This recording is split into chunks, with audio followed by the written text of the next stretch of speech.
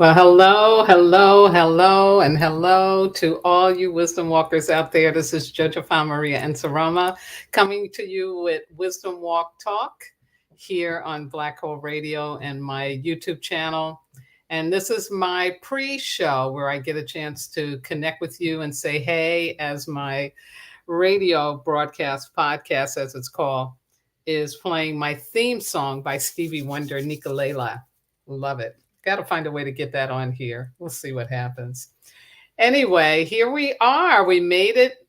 We made it through the middle of February, and we've come into Pisces season today into tomorrow, which is really cool.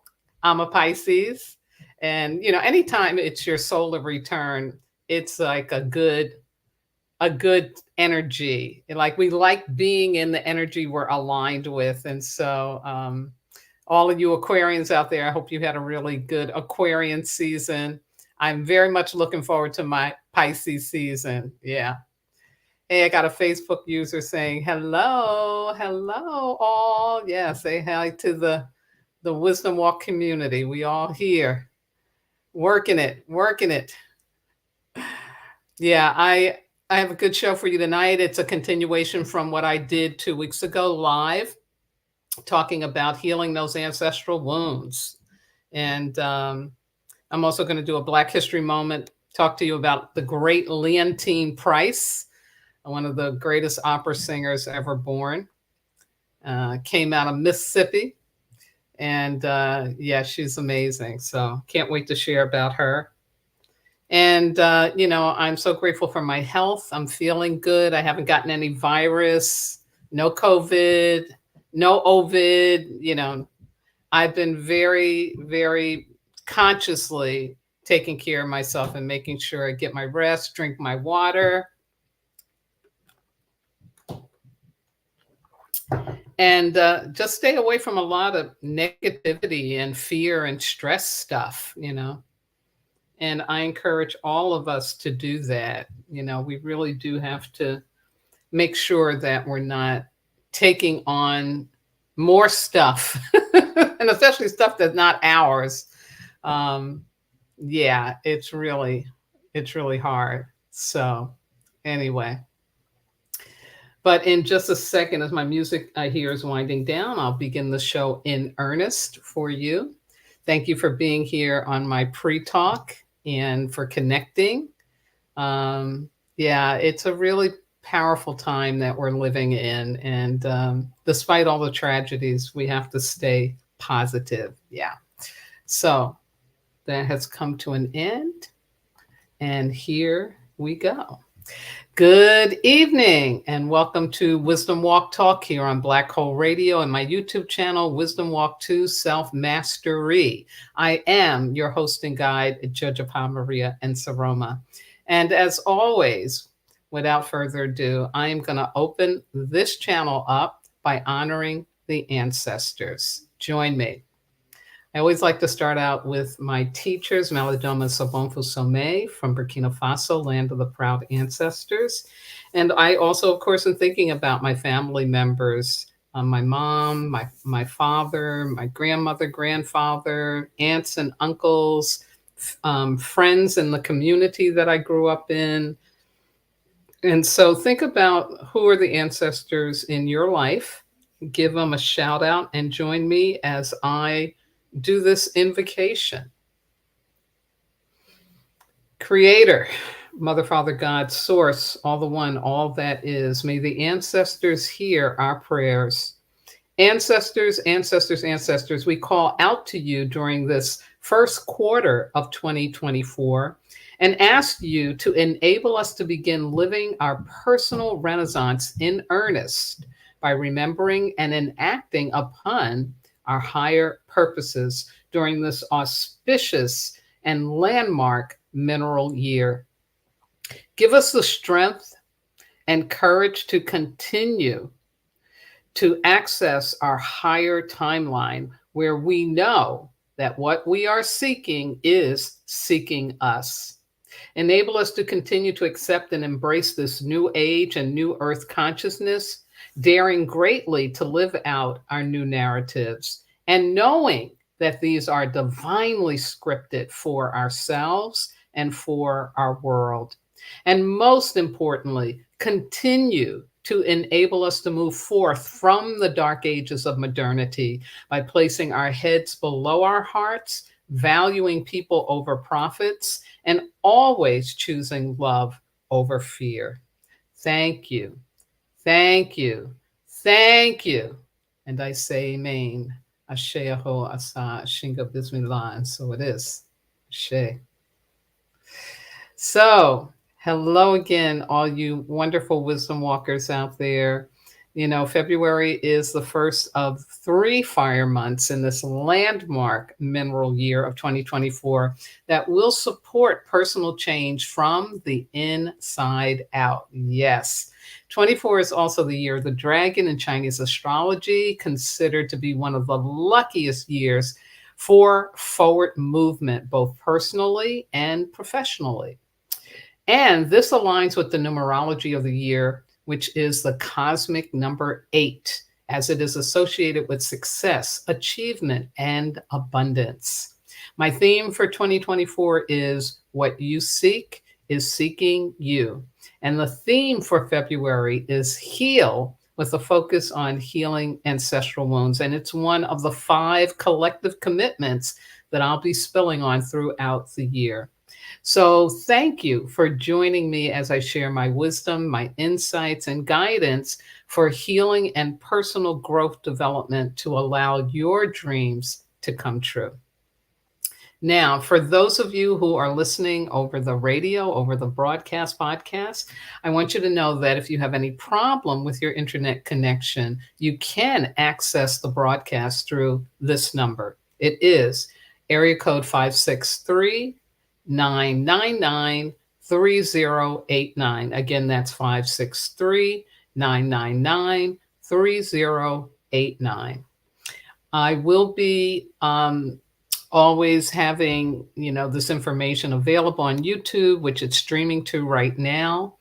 And if you have any questions or comments that you want to give me, you can do that most easily through my Facebook page, which is Wisdom Walk Radio, or my Facebook group, which you're welcome to join, Wisdom Walk Community. You can also go to my website, which is www.wisdomwalk2selfmastery.com, or in the comments section below the YouTube video.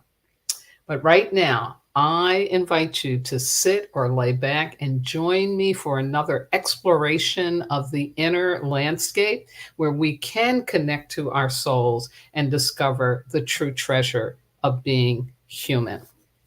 Yes, yes, yes. So, here's my overview for you for tonight. I'm going to start off with another Black History moment.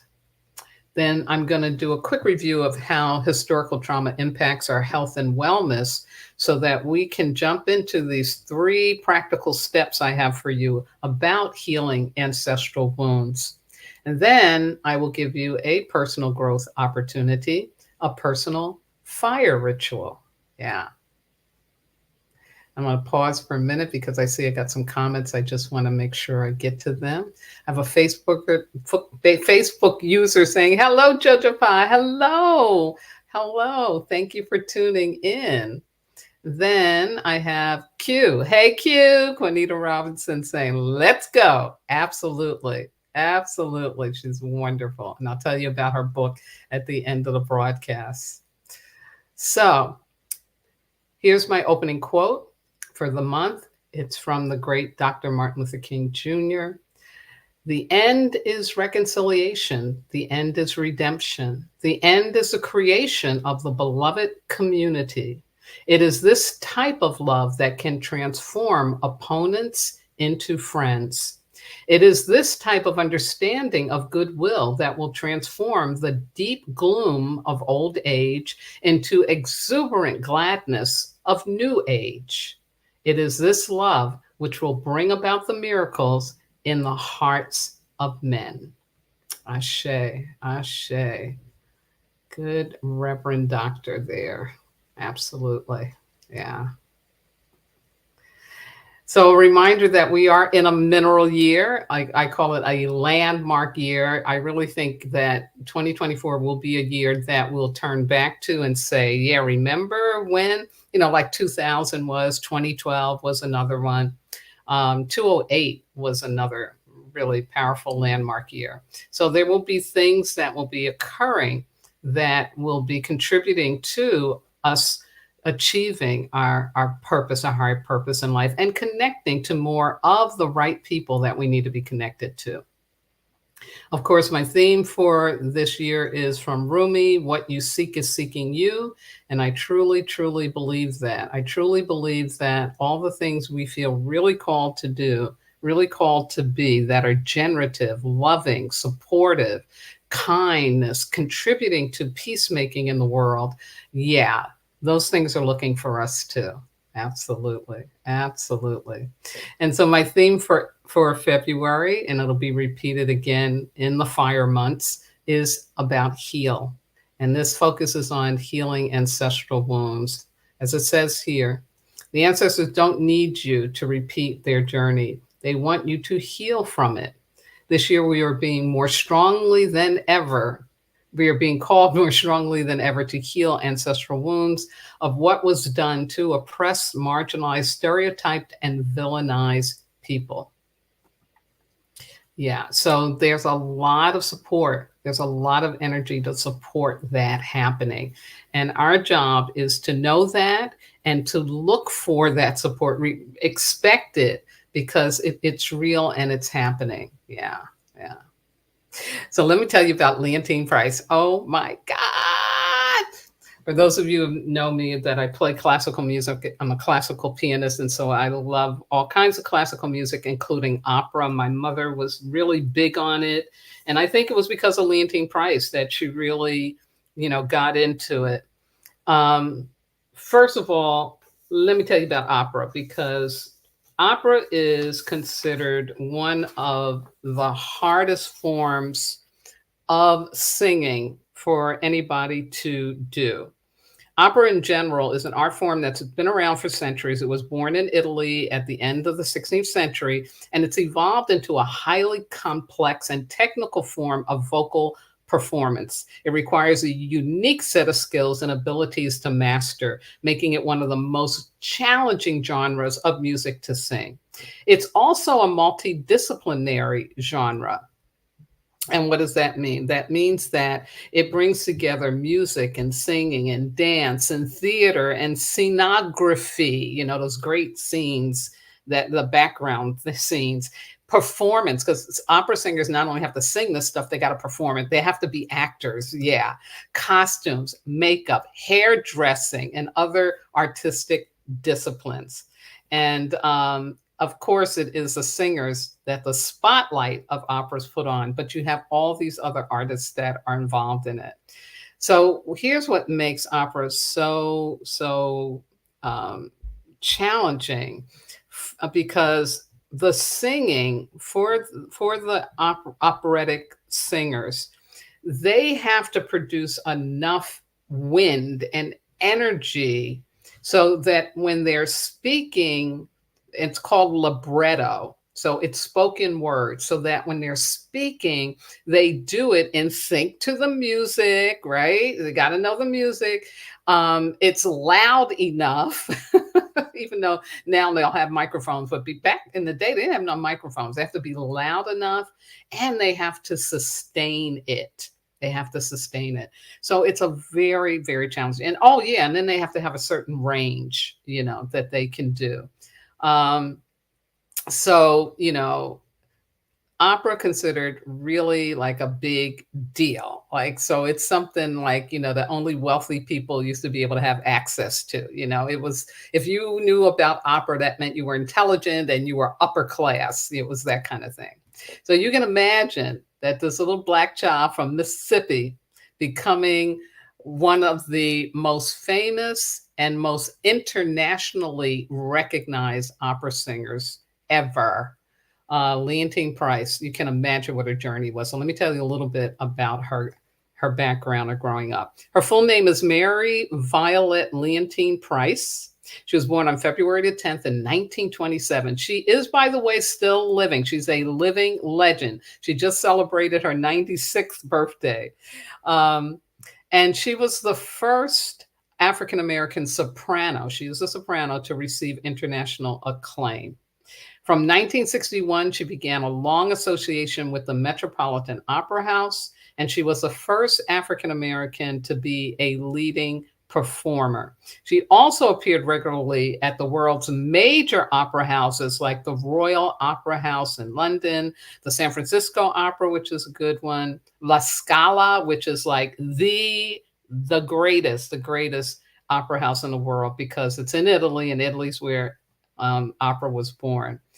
And you know, she sang things, it's just so beautifully, and I really I want to encourage you to just look her up, listen to her arias from Aida or Il Trovador or Tosca. She did Madame Butterfly, and you can see there's a picture of her in costume here in this collage. So more about her background. So she was born in Laurel, Mississippi. Her father, James Anthony, worked as a carpenter, and her mother, Catherine Baker Price, was a midwife. They were a deeply religious family. Both of her parents were children of Methodist ministers. Her mother sang as a soloist in a church choir, and her father played a tuba in the church band. She had one sibling who was George, who was 2 years younger than her. She showed a natural affinity for music at an early age. She began piano lessons at the age of 3.5 with a local pianist named Hattie McInnes. Shout out to Miss McInnes. Initially, she played on a toy piano, but by the time she was 5, her parents traded in the family phonograph as a down payment for an upright piano. We'll love it. Then what happens is her aunt was being a laundress to some local white people named the Chisholms. And they weren't afraid of Black people, obviously, and they got interested in Leontyne's piano playing and her singing, and they encouraged it and they supported it. They invited her to do recitals so that she was getting more practice. And they also gave her exposure to classical music. They helped her be able to actually get to see the great Marion Robinson, who was a beautiful soprano, to get a chance to see her. So anyway, with the support both from her parents and these white folks who were willing to be a support to her, despite the fact that she was Black. Because remember, this is Mississippi, right? This is Mississippi in the 1930s, you know, segregation, lynching going on. So she was just fortunate. And she gets to go to school at Central State University, which is a historical Black college in Wilberforce, Ohio. And then as she's there, it's when she gets interested in her music being about voice. And so she gets to go to Juilliard, and she gets help by Paul Robeson, the great tenor and actor, stage actor, film actor that he was, and raising money. You know, the people in her town helped to raise money. So she gets to go to Juilliard, and you need to understand that Juilliard is like especially at that time, was the music school for anybody to go to. Like once you get into Juilliard, it's like you're made, your career is made. And so for this Black child from Mississippi, and she lived at the YMCA in Harlem, the YWCA was probably in Harlem, while she was going to school. And she comes out, and of course, you know, for any musician, it's going to be hard. But she gets support, and she ends up doing some concerts. She gets to tour around. Like in 1955, she got a television appearance. She became the first African American in a leading role in a televised opera. She did Puccini's Tosca. So she gets that television audience, right? Then in 1957, she did a concert performance with the Philadelphia Orchestra. And that was her first public performance of Aida the play. I mean, the opera, which Elton John and what's his name turned into a play. Anyway, and then it was in 1961 that she made her triumphant debut at the New York Metropolitan Opera House. Yeah, yeah. So her career was just phenomenal. I mean, especially it was in the 60s when she was really like the diva. The diva. As you can see here, she was on the cover of Time magazine. And you have to understand, again, based on, institutionalized racism, for her to achieve the status of the diva of the Metropolitan Opera House, that's huge. That's not a little thing, not a little thing. So let me just share some of her awards. Among her many awards, she has the Presidential Medal of Freedom, which she received in 1964. She has the Spingarn Medal, got that in 1965. She was awarded by the Kennedy Center Honors in 1980.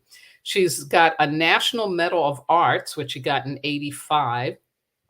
She has a gold plate award from the American Academy of Achievement 1986. She has numerous honorary degrees, including an honorary doctorate she got from Boston Conservatory at Berkeley in 2019. She got 13 Grammy Awards, because that was the other thing that was really fantastic at the time that Leontyne comes onto the stage. It's easy to make records are everything. And so she recorded for RCA. And so there's all these records of her work, which is so wonderful. Yeah. And so, like I said, she is still alive. She did teaching for many years after she stopped doing the opera performances. She did a lot of concert things. She would get called on when there was like a national something going on for 4th of July or something like that. I mean, they would call on Leontyne Price, and I mean, she's just phenomenal, just phenomenal. So I had to take the time to share about her. I hope you do some looking into her, some listening into her, because she's absolutely phenomenal, and she's influenced so many of the new opera stars, including Jesse Norman. Who's the other one? I'm blocking on her name. Forgive me. Did she sang for Lord of the Rings? What's her name? Almost have it. Can't remember. Anyway, just a whole slew of people have been influenced by Leontyne Price. And like I said, especially my mama, because she would teach us on Saturdays, me and my brother and sister, she would teach us about opera and how to love opera and how to understand it, because it can be very complex. So you have to understand it. Anyway, thank you for letting me share that. And again, I hope that is stimulating to you, because again, for what she went through to be in that position, to do what she did, that's not a little thing. That's not a little thing. Yes, she had lots of help, but still, what she took on in being in that position, it was not an easy task. Yeah, absolutely. So let's jump now into this work around ancestral wounds. And I want to take you back to what I talked about in the previous video and broadcast about historical trauma's impact on health and wellness. So here are the common side effects, if you will, of what it does to us. And low self-esteem, I love that it's at the top of the list, because that's really what it does. Depression, self-destructive behavior, marked propensity for violent or aggressive behavior, substance misuse and addiction, high rates of suicide, cardiovascular disease. Also, acute problems of domestic violence and alcohol misuse that are not directly linked to historical trauma may be exacerbated by living in a community with unaddressed grief and behavioral health needs. Parents' experience of trauma may disrupt typical parenting skills and contribute to behavior problems in children. And compounding this familial or intergenerational trauma, historical trauma often involves the additional challenge of a damaged cultural identity. Yeah. Yeah. And so, our job is to realize that in our self mastery work, we're not just dealing with things that we have experienced, but things that were passed down to us. Yeah. Yeah. The good news is the ancestors are always working together to help us heal from their pain. They want us to heal, they want us to be able to get beyond the boundaries of what they achieved or didn't achieve, or whatever wounds and pains that they went through that never got healed, that were never taken on. Yeah. So they're always working for the good. So let me share with you these 3 practical steps for initiating healing of ancestral wounds. I say initiating because it really is a lifelong journey. There is so much, and stuff goes back so far. So we can't just think, it's going to be done in one ritual, one event. No, it's an ongoing process. And again, the more we do it, the easier, I believe, we make it for the generations that are coming after us. So here's the first step, and that is to become consciously aware of the cycles of pain in your family of origin, birthed or adopted into. By identifying and accepting how the ancestral wounds have shown up or are showing up among family members will enable you to better understand what has shown up or could show up for you. And I gave you a PGO last week for contemplating identifying those ancestral wounds by looking at what are the relationship, health, work, and financial challenges that are similar among members of your family, adopted or extended. What illnesses run in the family? Which of these challenges can you relate to? In what ways are you imitating behaviors and beliefs of the generation before you that don't work anymore? And I mentioned about how in my family, like diabetes was running rampant. And so I was grateful to realize, oh, okay, I have a choice here. And there's a science called epigenetics. So just because your grandmama had it and your great grandmama had it and your aunties had it, that doesn't mean you have to get it, but you got to do your work. And so I had to change up my diet. I had to change up my lifestyle, really. And I had to look at that pain that contributed to the diabetes showing up, and I had to take on healing that. So that's basically what this first step, and it's an important step, is about. We have to look at, okay, what is it that I am working to heal? What is it I am no longer willing to repeat? Absolutely. So again, as you can see, another great picture of the ancestors sitting around having counsel and saying, yeah, we got to help them. We got to help them. They just need to call on us. We waiting. Did they call? You got to call on the ancestors so they can help you. Absolutely. So here's the second step.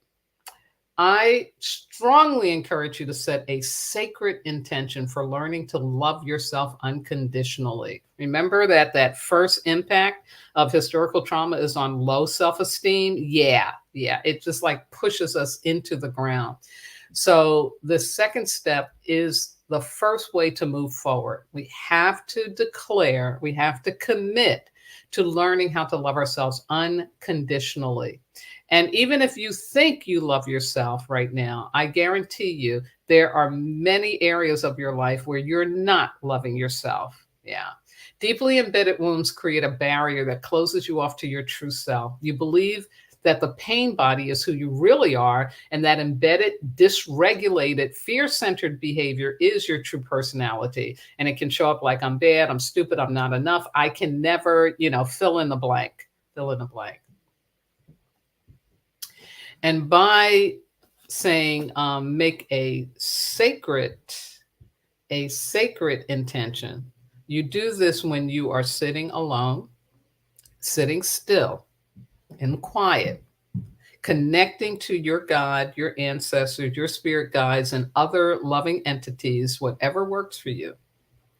And I suggest you write it down record it or sing it out loud, whatever will enable you to experience making this commitment to yourself, to learn how to love yourself unconditionally, to really understand what that means. Because just having a job and going to work doesn't mean you love yourself. That means you have a job and you go to work. What happens when you go to work and on that job, that's what tell you how much you are or are not loving yourself. Yeah. Because when we give away our power, when we're being victimized or believe we're being victimized in a job situation, something's not right. We ain't loving ourselves.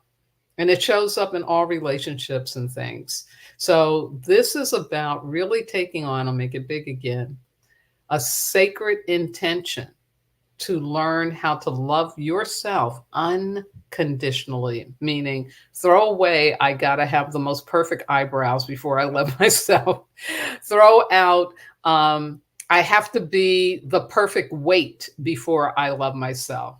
Throw out, I have to be making X amount of money before I love myself. Loving yourself unconditionally is much deeper than any of the three-dimensional behaviors, practices, whatever that you're doing. Those things come, and they come better as you love yourself more. Yeah, but they're not loving yourself. Okay. Loving yourself is a sacred experience, and you learn it. You learn it. Yeah. It's in us. So I should say we remember it. We remember how to do it because it's really in us. Yeah. When you were born, you know how to love yourself. Yeah. Something happened, didn't it? Yeah. Join the club. So I can't emphasize this enough, because unless you take on this step, nothing else is going to work, because this is really what healing ancestral wounds is about. It's about us learning to love ourselves. Then we're fortified to take on the next step, and which is really addressing those wounds. Yeah. And the addressing of the wounds doesn't happen in the way we may think. In my experience, addressing those wounds has come up in just amazing, amazing ways. Sometimes it happened when I'm looking at a movie. Yeah. Like Antoine Fisher. Yeah. Q, if you're still listening and you know about that one. Yeah, absolutely. Took me out. Took me out. Took me out. And it was wonderful. And I was strong enough to be able to watch that movie and have the reaction that I needed to have, to grieve, to feel the pain, and to release it, to let it go. But I had to go there. Yeah. So we don't know how it's going to come, but we can trust that if we make that sacred intention of loving ourselves, then we're kind of protected. We're coded with, oh, that's why this is happening. It's because I'm learning how to love myself and I'm healing these wounds. Juanita says, yes. Yeah, she remembers. Absolutely. So you don't have to make up how the healing is going to come. This is about, what can I do consciously so that I'm in alignment with it, and I'm not seeing it as something bad or something wrong or shouldn't be happening, however it comes up, whatever comes up. It's more about recognizing when it does show up that, oh, okay, this is what I would talked about. Yeah. Yeah. Because we want to look like this brother in the middle of the circle with the ancestors. We want to look like, yes, thank you. Thank you so much. I'm getting it. I'm getting it. I hear you. I'm following you. We really want the ancestors to support us and know that we can receive their support. Yeah. And to love ourselves unconditionally. So here's the third step. I love this one. Choose a life-enhancing goal and set a commitment to achieve it, no matter how long it takes. Throw out the clock. It needs to be something you've never done before or done in a new way. It needs to become your compass, your guiding light to becoming the truth of who you are and what you can do to be fulfilled, have a happy ending or endings in your life. Isn't that just wonderful? Oh, I just love it. It's so wonderful. So wonderful. This is what we need to do. Absolutely. Absolutely. So, this is about dreaming up who you really are, who you really want to be. What is it that you want to do? What is it that is calling you that you can feel it? Maybe you said, nah, I can never do that. Oh, no, that'll never happen to me. And I don't care how little it is, I don't care how big it is. It just needs to be something that resonates with you, that again is your compass, your guiding light, and that you're going to move beyond those barriers created by the historical trauma so that you can do this, you can have this. Now, I know for many of us, we have already experienced this, we already have gone beyond. So, this is about going beyond even more. Yeah. And setting this goal. What is it that you are wanting to achieve? What is it you want to do that goes beyond what your ancestors were able to do? Yeah, absolutely. And so, to support all this, my PGO for you is a personal fire ritual. So once you've identified the ancestral wounds walking through the family and you, write them down on a piece of paper. This paper will become part of, or it can be the bundle that you will burn in a sacred manner. And whenever I say sacred, that means we're going to call in the ancestors, call on God, call on the angels, right? You're going to open it up that way. You're going to do some invocation. For some of you, you know how to pour libation. You're going to do that. And then when you're done, you do a gratitude closing out. You thank it for what has occurred. Yeah. Write down your life enhancing goal and place this along with the paper to burn on a simple ancestor altar. That's red candle, red cloth, something that belonged to your ancestor. A picture of your ancestor is nice, but very simple, red candle, red cloth. And you're going to keep it there for at least 24 hours. You can do it longer, use your intuition, however long it needs to be. And then when you're ready to burn the ancestral wounds list, you don't burn the life enhancing one, you hold on to that. But the wounds list, you're going to again call on the ancestors for support. By making this faith gesture, you are giving the universe permission to support your healing and growth process in ways that you can't imagine. Ashe.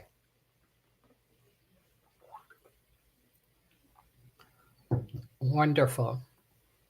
Wonderful.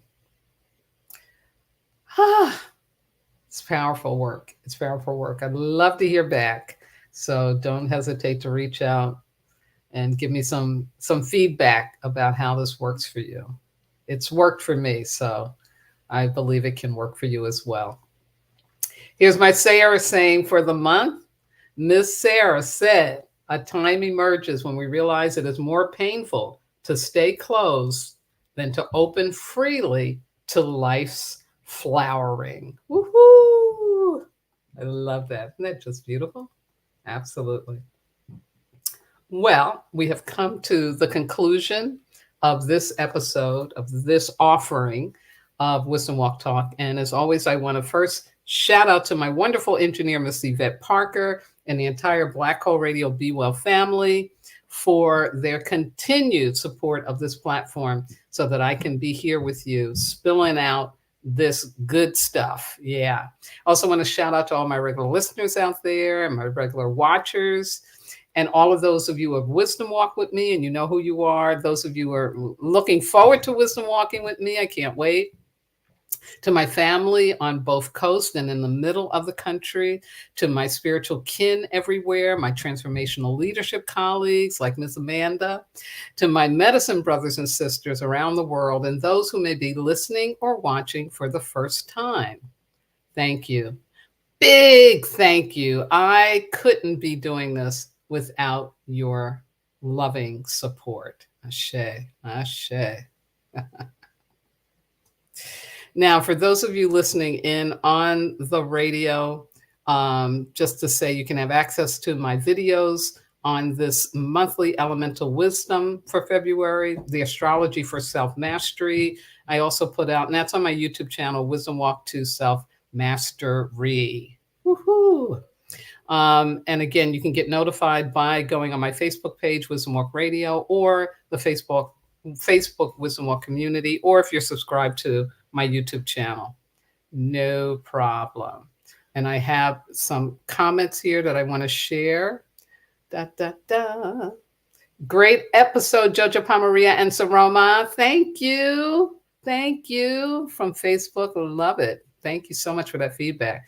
Oh, Miss Shelby. Shelby, you know I love you. We got to talk. I keep saying that, but we really do. I want to check in with us. Nice to see you, Jojo. I love the history of Leontyne. Yes, hugs, hugs. Leontyne is no joke. And Priya, have a good evening. I'm looking forward to doing this ritual. Love tonight's show. Woohoo! Thank you for that feedback, Priya. Very, very grateful. Wonderful, wonderful. Yes. So I will be repeating this broadcast next Sunday, February 25th, on the broadcast link. And of course, it'll be available on YouTube. My next live multicast will be on Sunday, March the 3rd, which happens to be my birthday. Happy Pisces season. Love it, love it, love it. And then I will be spilling on the third collective commitment, which is move forward. Yes, yes, yes, yes. Shout out to my book, Wisdom Walk to Self-Mastery, Ancient Wisdom for Transforming Pain, still available on Amazon, Kindle, Walmart, and yes, I am working on the audio version. Also wanted to give a shout out to Juanita Robertson and Amy Houghton's book, The Inner Ground Railroad, a 40-day journey to remembering soul and spirit, where she uses the dagger of medicine wheel to take you on that journey and help you heal from what? Yeah, ancestral wounds. So this is another good resource for you. And again, available for Amazon, Kindle, and all those other wonderful places. Yes, yes, yes. Juanita gives a big prayer hands. I see in the comments. Beautiful. Love it. Also, shout out to Queen Reverend Adara and her Heart for Healing service. It's a non-denominational online Zoom for elevating optimal healing levels in your body and soul. She is so channeled and so connected.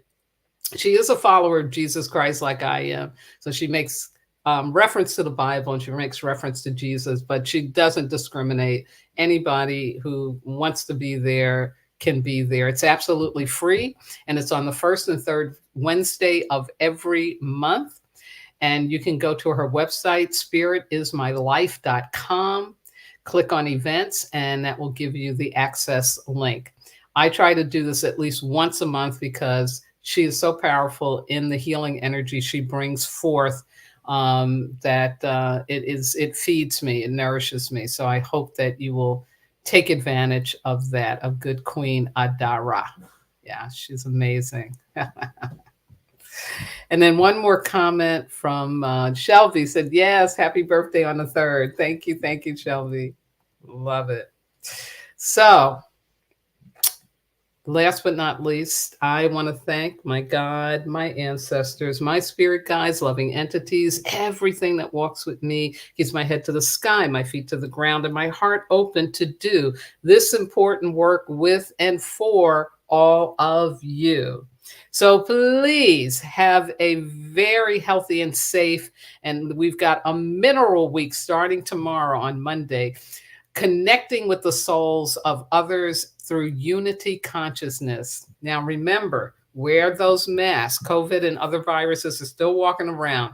Strengthen or maintain your immune system. Practice safe relating. Wash those hands frequently. Avoid perceived safety and embrace science safety, especially if you're in an age group like me that's vulnerable. Yes. And most importantly, please, please, please remember that you are not disposable. Why? Because you are divine. Thank you for being here. I'll see you again soon. Good night now.